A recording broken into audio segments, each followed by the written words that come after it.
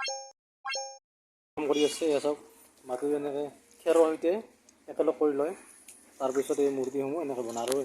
জুংটি বুলি সেইটো জুংটি বুলি কয় ন খেৰৰ এই যিটো মানে ট্ৰাকচাৰ বডি ট্ৰাকচাৰটো কৰি লয় এই ধৰণে এনেকৈ মাটিটো ধুনীয়াকৈ মিহি কৰি লয় এয়া আমি আপোনালোকে দেখি আছোঁ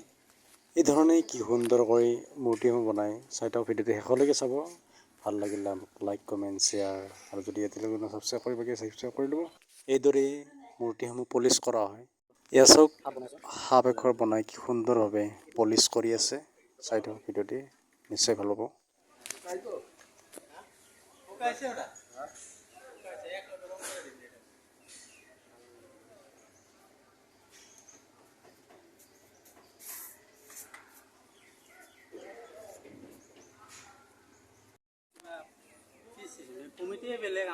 আচ্ছা আচ্ছা এনেই ধৰি লওক এই মানে দামবিলাক কেনেকুৱা ধৰি লওক যদি বিক্ৰী মূৰ্তি বনাই 1500 আছে 2000 আছে আচ্ছা আচ্ছা আচ্ছা অঁ আৰু কমিটিয়ে এইটো বেলেগকৈ লৈছে আচ্ছা আচ্ছা অঁ খৰচ পাতিবিলাক কমিটিৰ না হয় হয় হয় বাট খেৰ কাঠ হয় হয় নিশ্চয় হয় মাল কাপোৰ কানি অঁ এয়া চাওক দাদাই কাপোৰ এতিয়া পিন্ধাই দিব এই ধৰণে এই কাপোৰসমূহ আপোনালোকে পাব যিসকলে মূৰ্তি বনাব জানে এই পূজা ঘৰত পোৱা যায় ন এই কাপোৰবিলাক বৰপেটাৰ পৰা আচ্ছা আচ্ছা হয় হয় হয় এয়া চাওক কেনেকৈ মানে কাপোৰ পিন্ধোৱা হয় আমি আপোনাৰ সকলোখন দেখুৱাম এয়া চাওক নিপুণ শিল্পী কিমান নিপুণ হাতৰ পৰশত প্ৰাণ পাই উঠা এয়া মূৰ্তিসমূহ চাওক কি সুন্দৰভাৱে কাপোৰ পিন্ধি আছে কি সুন্দৰভাৱে সজায় ভিডিঅ'টো যদি আপোনালোকে শেষলৈকে চাই নিশ্চয় সকলোখিনি বুজিব জানিব আৰু এটা মোৰ অনুৰোধ আছে এই ভিডিঅ'টি একদম শিশু ল'ৰা ছোৱালীসকল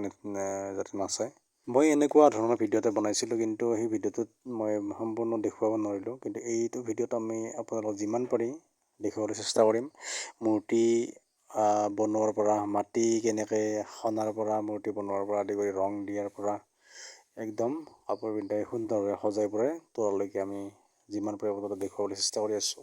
এই দাদাসকলে খুৰাসকলে কি সুন্দৰভাৱে বনাই আছে কিন্তু এইবিলাক মূৰ্তিত পাকৈ আমাৰ যিসকল বেংগলী সম্প্ৰদায়ৰ লোক আছে তেওঁলোক এইবিলাকত বেছি পাৰ্গত কাৰণ আমাৰ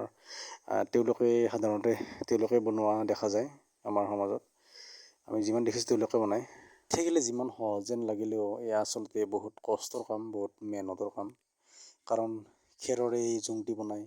খেৰৰে যিটো শৰীৰ এটা বনাব ৰছী দি আপোনাৰ এই ৰছীৰে গাঁঠি পেলাই